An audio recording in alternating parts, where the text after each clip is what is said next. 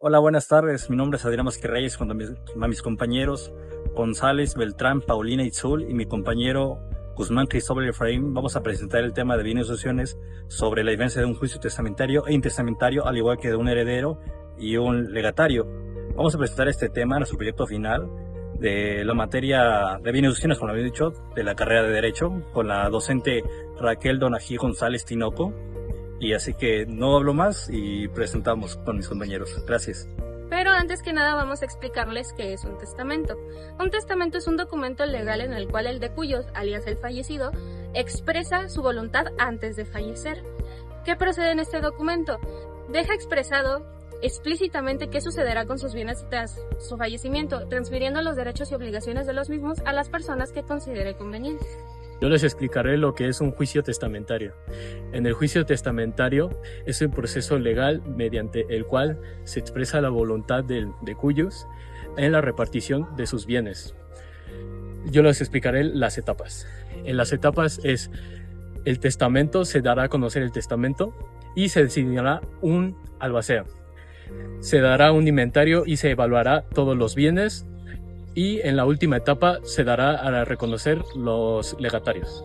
Ahora voy a explicarles en qué consiste el juicio intestamentario, también conocido como juicio sucesorio. Este tipo de juicio únicamente entra en vigor cuando el testamento se encuentra completamente inexistente o este se considera inválido.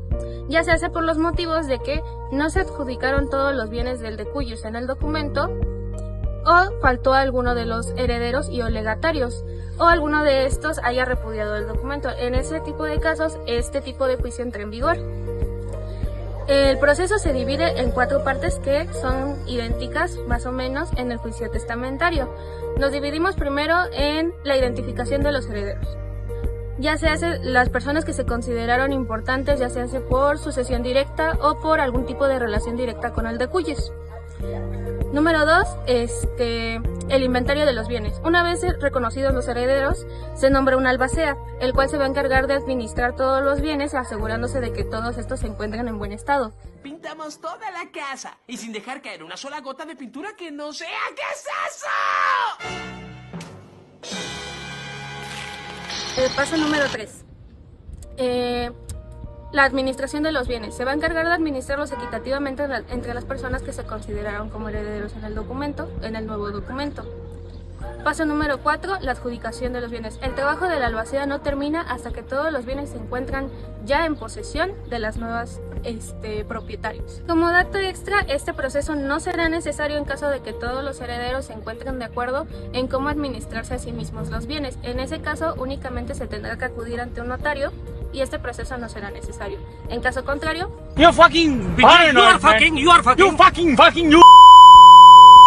En la sucesión testamentaria, donde se reconocerá la voluntad del propio cuyos, se reconocerá dentro del propio testamento y se hará el método correspondiente mediante un notario. Esta sucesión testamentaria es reconocida en el Código de Procedimientos Civiles del artículo 783 al 788.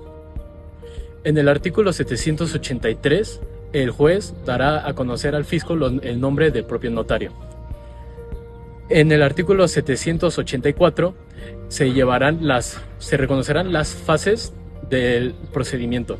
En el artículo 785, que es la segunda fase, se dará el inventario de las sucesiones que dio el propio cuyos. En el artículo 786 se dará a conocer el inventario, donde se dará un evalúo a todos los bienes. En el artículo 787 es la administración de los propios bienes y en el artículo 788 se dará la repartición de los propios bienes. Ahora vamos con lo que es un heredero.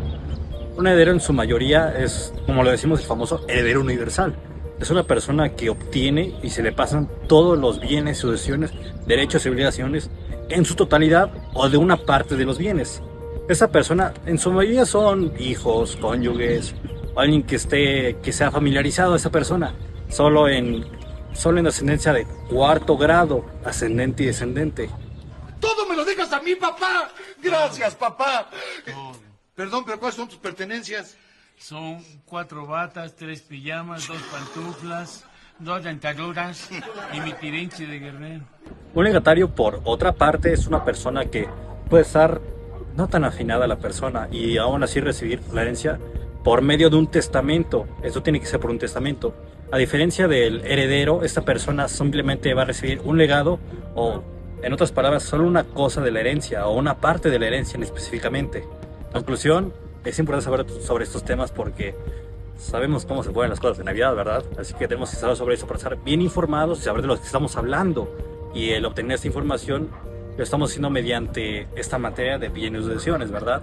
Es muy importante la materia porque es todo lo que gira y como nosotros en UNITEP, la mayoría de las personas vamos a tener una herencia, si Dios quiere.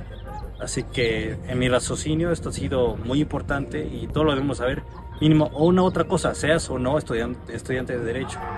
Así que por mi parte ha sido todo, gracias.